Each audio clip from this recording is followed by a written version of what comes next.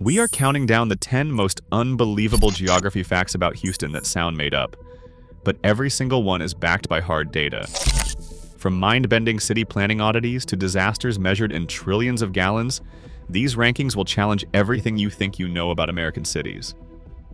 Which extreme feature tops the list? Let us begin with number 10. Houston's footprint is so massive that the entire metropolitan area covers more land than the state of New Jersey.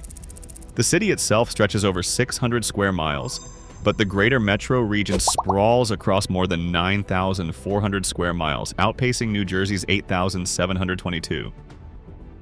That means highways and subdivisions radiate outward for miles, with giant beltways like Interstate 610, Beltway 8, and the Grand Parkway circling ever larger rings around the city.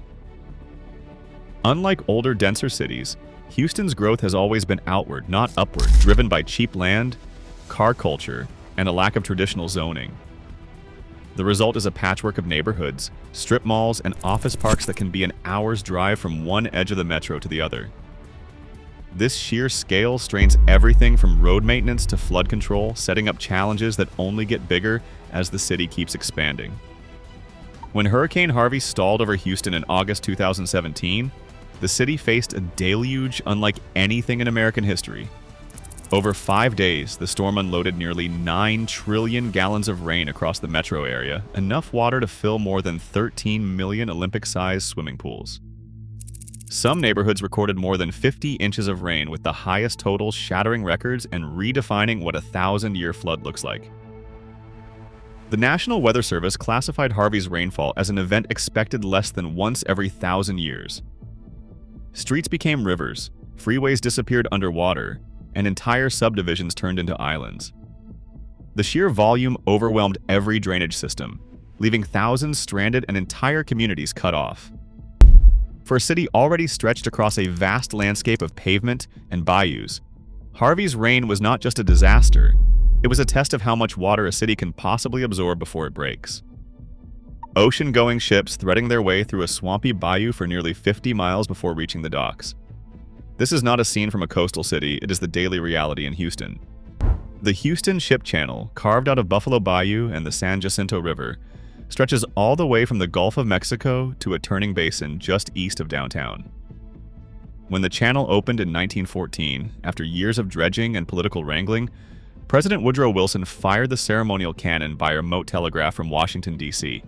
That first deepwater ship's arrival marked the start of an inland port that now moves more cargo by tonnage than any other in the United States. Today, the Port of Houston handles over 295 million tons of goods each year, with tankers and container ships gliding past neighborhoods and refineries, far from open ocean. This improbable geography turned Houston into a commercial powerhouse, proving that a city can become a global port even when the sea is a day's sail away. Houston's summer heat does not just come from the sun, it is the humidity that turns every day into a test. Step outside in July or August and the air wraps around you like a wet blanket. The National Weather Service uses a formula called the heat index to measure how hot it actually feels on your skin. When the thermometer reads 95 degrees Fahrenheit and the dew point hovers in the mid-70s, the heat index can soar to 110 degrees Fahrenheit or more. That is not a rare event. Houston sees multiple days each summer when the official feels like temperature rises above 110 degrees Fahrenheit. For outdoor workers, delivery drivers, and refinery crews, these conditions are not just uncomfortable, they are dangerous. Emergency rooms across Harris County report spikes in heat exhaustion and heat stroke every time the index climbs that high. Doctors warn that even short exposure can lead to serious illness or worse. In Houston, surviving the summer is a matter of science, sweat, and constant caution. East of downtown, the landscape transforms into a dense web of pipes, tanks, and towers, an industrial corridor that ranks among the largest petrochemical complexes on Earth. The Houston Ship Channel and its surrounding bayous host hundreds of refineries and chemical plants, forming a belt that stretches for miles along the water. Within an hour's drive, you will find nearly a dozen full-scale oil refineries, together able to process around 3 million barrels of crude every day. That is roughly 1/6 of all the refining capacity in the United States. The numbers for plastics and chemicals are just as staggering. Most of America's ethylene, the building block for countless plastics, comes from this one coastal strip, with Houston at its core. The Port of Houston moves more foreign petroleum than any other United States harbor, shipping out hundreds of millions of tons of oil, fuel, and chemicals each year. But packing so much critical infrastructure into a single low-lying corridor comes with risk. Dozens of high-hazard sites sit close to neighborhoods and flood-prone bayous, making this industrial supercluster both an economic powerhouse and a zone of extraordinary hazard density. Houston's natural drainage system is a tangled web of bayous, buffalo, braes, white oak, and greens, threading through the city for dozens of miles. These channels once wound lazily across flat prairie and wetlands, handling the region's gentle rainfall. But as Houston paved over its landscape, runoff from streets and parking lots began pouring into the bayous at speeds and volumes they were never designed to handle. Engineers straightened and widened sections, built concrete linings, and added detention basins. But the basic problem remained.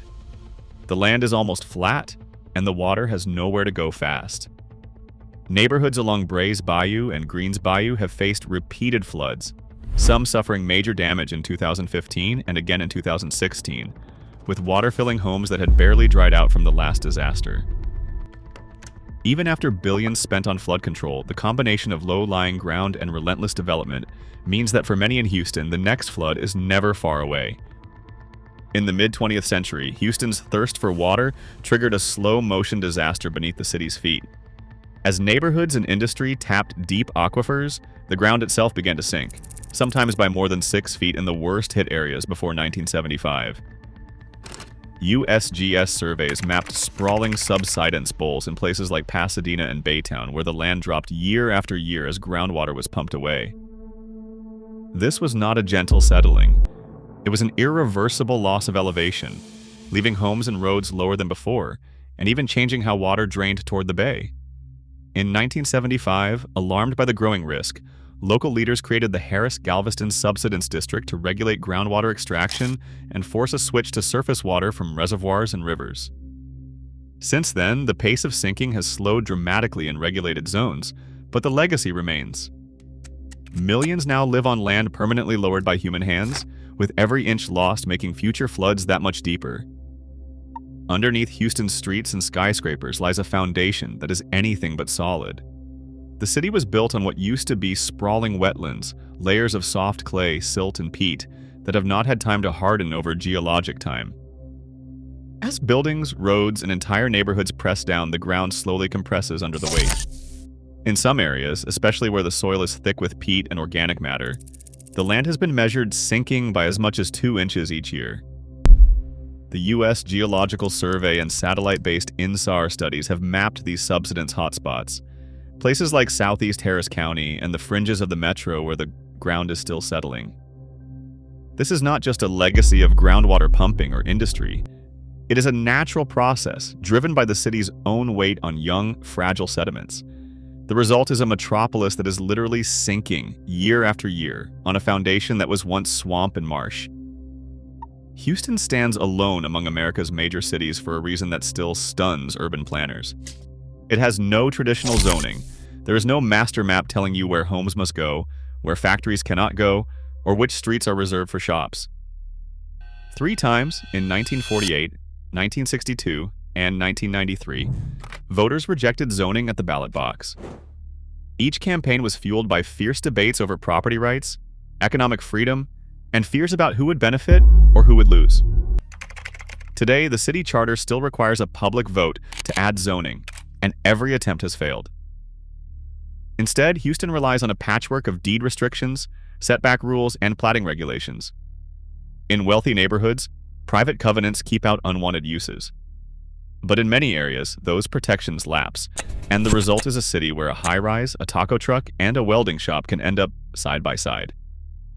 This radical flexibility has shaped Houston's landscape, fueling growth, lowering barriers for developers, and creating a chaotic mix of land uses found nowhere else in the country. Houston stands as the 4th largest city in the United States, home to more than 2.3 million people within its limits, and over 7 million across its sprawling metro. By any reasonable measure, this city should not exist in its current form, let alone thrive.